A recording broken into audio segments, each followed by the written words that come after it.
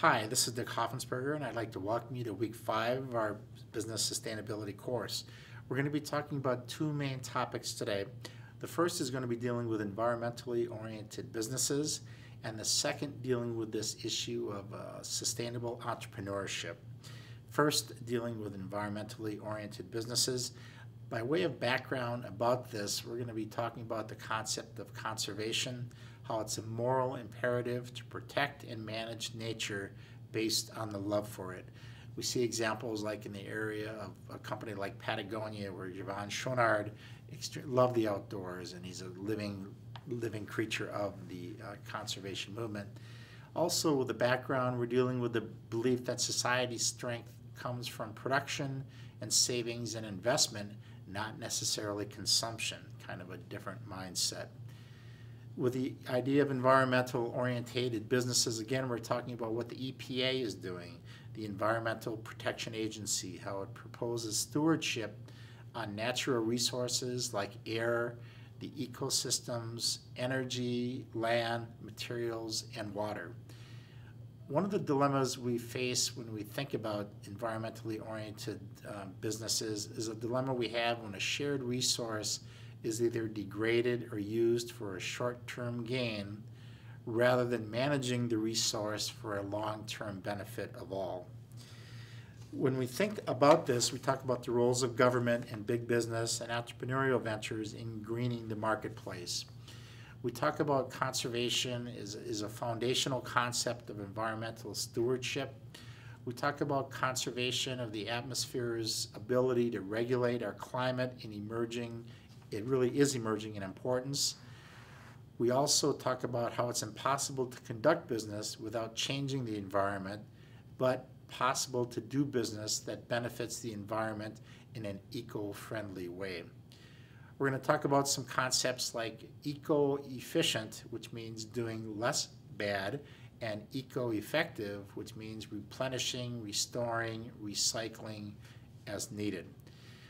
Finally, we're going to talk about a product's carbon footprint or a company's carbon footprint. And this is probably the most important development for environmental movement in recent years.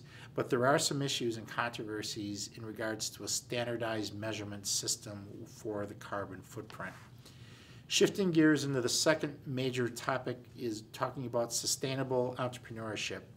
And by definition, entrepreneurship either provides new products or services or takes existing ones and produces them at a lower cost or at better quality. Sustainable entrepreneurship is really creating value by focusing on the well-being of the natural environment and communities. Sustainable entrepreneurship is also consumers are turning more towards green, but the question is, will they pay higher prices if needed? As we do market segmentation, one particular segment that's actually growing is known as the LOHAS, which is an acronym for the Lifestyles of the Health and Sustainable Market segment. And this particular market segment is growing in importance. In this area of sustainable entrepreneurship, we also see businesses turning more towards green. We see the concept called cradle-to-cradle design. We're following the whole product life cycle until the product is distinguished or used or recycled. We also hear of the concept in business towards green of clean tech. And clean tech is defined as delivering value by using limited or zero non-renewable resources and or creating much less water waste than conventional offerings.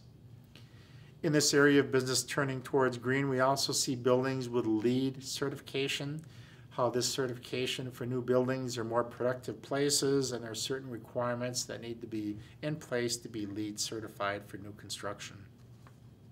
Finally, the issue of end-of-life material recovery and recycling is saving real dollars. We're going to see an example in one of the guest speaker videos about Georgia Pacific and a recycling subdivision called Harmon that really recycles paper and fiber and uses that renewable resources. So a growing issue all the way around in many different business industries. So that really concludes our Week 5 discussion. I want to thank you for your attention, and I want you to have a good day, and thank you again for listening. Bye now.